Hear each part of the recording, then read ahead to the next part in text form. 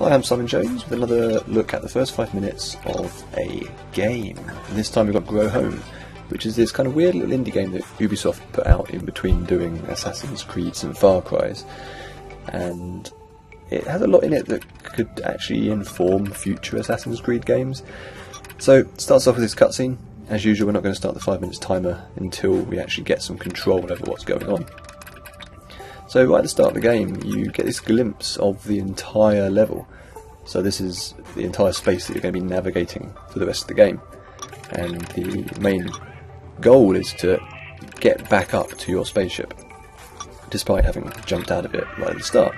So this is the little guy that you get to control, and we're glimpsing all these areas that we're going to be going through in the course of the game. So it's kind of setting up your trajectory in reverse, which is always quite a nice thing to do. It's a bit like seeing the Citadel at the start of Half-Life 2. You know where you're going to be going for the whole game.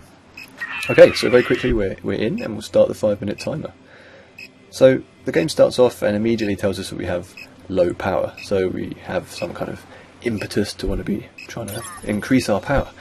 Now there's this kind of weird red contraption here, and the first impulse is just to get into it because you assume it's going to give you more power, but actually it's a teleport thing that we don't really know how to use yet.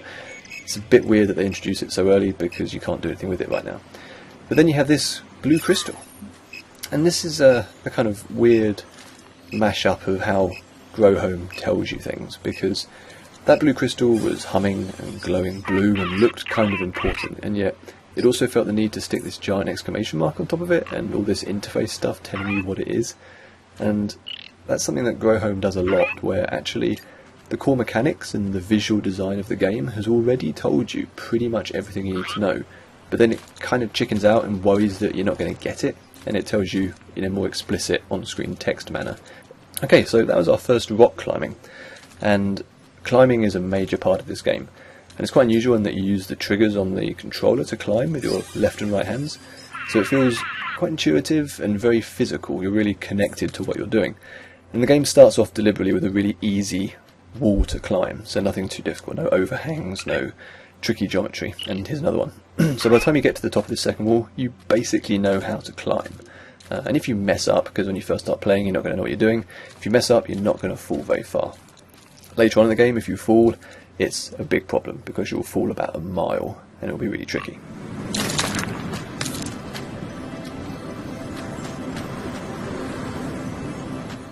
Okay, so we're starting to explore, and then again the game cuts to this cutscene, and it kind of comes back to that insecurity the game seems to have about its own design.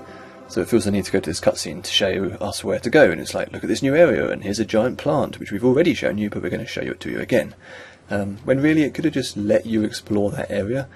Now the game is fairly linear in its progression, it's not like you're going to get lost.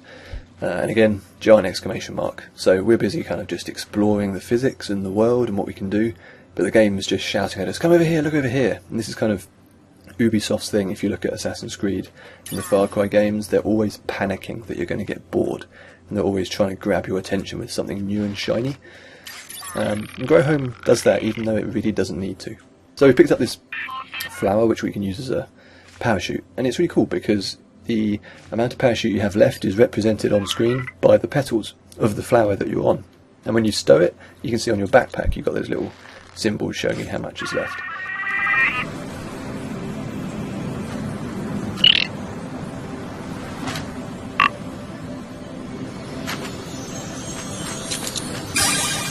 Okay, so we're now getting into a more complex area here. This is where we kind of can really start to explore the climbing mechanics. And it's quite nice because you get this crystal here which is well within reach of your parachute, and you can use it to parachute onto the wall and grab it. And immediately you've learnt this whole new mechanic that you didn't even know existed before. The whole point is that the movement in Grow Home is quite procedural, so it's very reactive to the surfaces that you're on. And as you start to learn that, you start to discover all the things you can do with it. With this teleporter here, you activate it simply by pulling down one of the levers, so you're using the exact same controller that you use to climb. So everything kind of ties together. And again, when you first saw this teleporter, it kind of throws up the giant thing to tell you to go and look at it, even though it's this enormous red mechanical thing in the middle of this environment, and it's glowing red. So really you were going to go and check it out anyway, but the game is constantly worried that you're not going to do something or you're going to miss it. And actually, the sense of exploration and discovery would probably be greater if it just had the confidence to let you get on with it. Okay, so by the time you get to the end of this little area, the geometry is getting more and more complex. So we're getting a slight overhang here, you have to be a bit more careful, and of course you're starting to get higher, so you don't want to be falling off because you're going to run into problems. And then you encounter the kind of main mechanic of the game, other than the climbing, which is that you're supposed to be feeding this giant weird plant by plugging its tendrils into the glowing energy orbs. It's kind of a weird game, and this thing that's coming up is one of the most phallic design elements ever put into a computer game.